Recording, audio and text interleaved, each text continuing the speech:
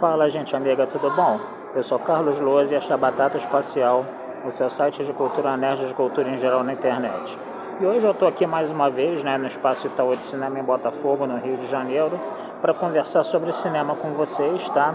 E eu vou trazer para vocês um filme, um documentário, tá? Produzido pela Globo News, pelo menos tinha a marca lá da Globo News e da Globo Filmes, tá? Chamado Biocêntricos, tá?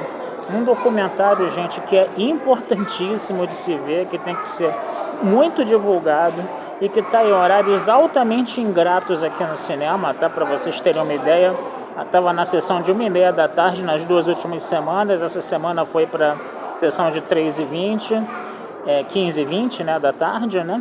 E só tinha eu no cinema vendo documentário, não tinha mais ninguém, né? E é um documentário super importantíssimo. Por que ele é tão importante assim? Porque ele fala de uma coisa chamada biomimética. O que é biomimética? É você aprender a lógica de funcionamento da natureza, tá? Para você usar essa sabedoria da natureza, né, em várias áreas de conhecimento, né? E você criar uma relação mais harmônica do ser humano com o mundo, né? E com o planeta que cerca ele, né? No caso, né? Que nós criamos, né? Toda uma lógica de funcionamento que não está em harmonia com esse mundo, né?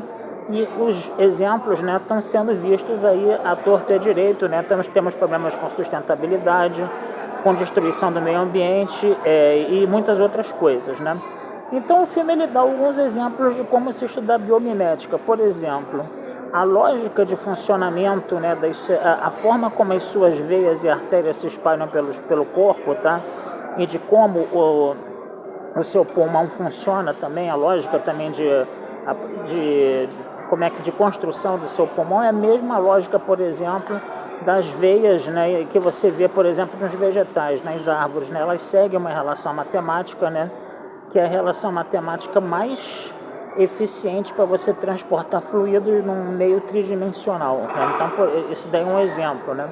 Outro exemplo foi de um engenheiro japonês, né, que adaptou um trem, né, que entrava num túnel. Quando ele entrava nesse túnel, um trem bala, na verdade, né, ele encontrava uma densidade do ar mais forte dentro do túnel, né, um deslocamento de ar mais forte, e aí você não tinha tanta eficiência, né, na velocidade do trem por causa disso. Você acabava provocando, como podemos dizer, uma barreira sonora ali. Você tinha uma situação equivalente a você romper a barreira do som, porque o deslocamento de ar dentro do túnel ia na velocidade do som, né? E você tinha esse problema e isso afetava a velocidade do trem.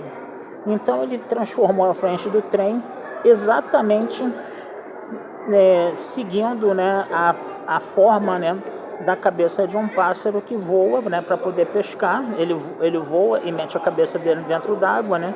E isso, quando ele está voando, ele sai de um meio com uma densidade menor que é o ar, com um meio com uma densidade maior que é a água, né? E ele acabou resolvendo esse problema, né, de velocidade do trem dentro do túnel, né? E você vai ter muitos outros exemplos, né, que estão sendo citados ali, né, ao longo do documentário, tá?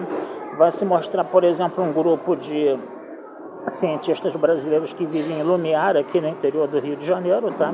E eles estavam estudando justamente uma forma, né, de reflorestar a região, né, utilizando sementes, né, que são transportadas pelo vento, né, e elas têm uma estrutura muito parecida com a de parapentes, né? Então eles estavam justamente pensando numa forma de reflorestar a região usando essas sementes voadoras, né, jogando dos próprios parapentes, né, ou de drones, né, essas sementes, né? E eles também fizeram um estudo, né, de bromélias que ficam encravadas na rocha, né, rochas que recebem, né, a luz solar, ficam quentes e secas, e elas têm uma forma de armazenar a água, entendeu? Dentro da própria estrutura dela, né? A gente vê também as famosas sequências de Fibonacci, né, que a gente vê em vários exemplos na natureza, que é uma forma de você percorrer um caminho com o menor atrito possível, né? Você vê vários exemplos. E uma coisa muito importante que ela fala, né, que nós construímos toda a sociedade humana baseada numa lógica de competição, né? E isso daí acabou sendo influência, inclusive, da natureza, que na natureza a competição perdura, que é o que é o que dita as regras, que o forte vence o mais fraco, etc. Né? Mas, na verdade, né, a gente vê também muito mutualismo, comensalismo, simbiose, ou seja, uma lógica mais cooperativa na natureza. O problema é que essa lógica cooperativa, a forma como os ecologistas e os biólogos estudavam a natureza, né, foi drasticamente alterada logo depois do fim da Segunda Guerra Mundial e no começo da Guerra Fria, porque essa lógica de se estudar a natureza de uma forma cooperativa ficou associada ao comunismo, enquanto que a competição era uma coisa mais associada ao capitalismo. Então, essa leitura da natureza baseada na competição estimulou, né, essa nossa sociedade competitiva, quando a gente pode pensar numa sociedade mais cooperativa. E a explicação de você ver uma cooperação na natureza, mais cooperação do que competição, é que a competição despende muita energia e a lógica que a competição despende muita energia, enquanto que a cooperação não. E a gente sabe que a natureza tende ao estado de mais baixa energia, né? Então, quer dizer, só essa discussão, né, que vem de uma interpretação equivocada da teoria da evolução das espécies, que trabalha a evolução como progresso e como melhora e como o vencimento do mais forte, né, que dá esse problema todo, né? Porque, na verdade, a teoria da evolução das espécies do Charles Darwin nunca falou que o mais forte vencia o mais fraco, mas ele falava o quê? O mais adaptado sobrevive. E para você se adaptar, e para as espécies poderem se adaptar à natureza, né, conseguir sobreviver à seleção natural, às vezes o uso do mutualismo, às vezes o uso da cooperação ajuda essas espécies a sobreviver mais, né, aos critérios, né, da seleção natural. Então, só essas conversas, gente, fazem o documentário ser importantíssimo, entendeu? Para a gente refletir várias coisas, para a gente refletir como a gente pode mudar a nossa forma de pensar aprendendo com a natureza.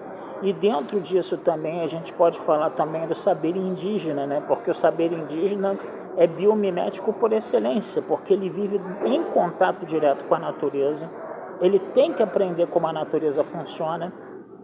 E principalmente esse saber indígena, ele precisa preservar a natureza, que é o espaço de convivência, o habitat natural dele. Essa sabedoria indígena nós, homens brancos, infelizmente não temos, tá? E ainda o homem branco ainda faz pouco caso dessa sabedoria indígena, que é muito mais biomimética do que qualquer outra coisa, né? Então vocês estão percebendo que esse documentário ele precisa ser olhado com muito carinho, precisa ser olhado com muita atenção, tá? E ele está disponível aqui nos cinemas para ver e ninguém está vendo. É uma tristeza isso. O pessoal está vendo o Super Mario Bros, né? E não vê um documentário desses. Mas são as coisas, né, da vida, né? É por isso que eu estou aqui para falar um pouquinho, fazer uma propagandazinha dele, né? Divulgar ele um pouquinho e depois, se vocês não conseguirem ver no cinema, até porque os horários também são muito ingratos, tá? Depois procurem uma outra forma de ver isso. Provavelmente um documentário desse vai passar numa Globo News da vida, até porque ele é produzido pela Globo Filmes. Tá certo, gente?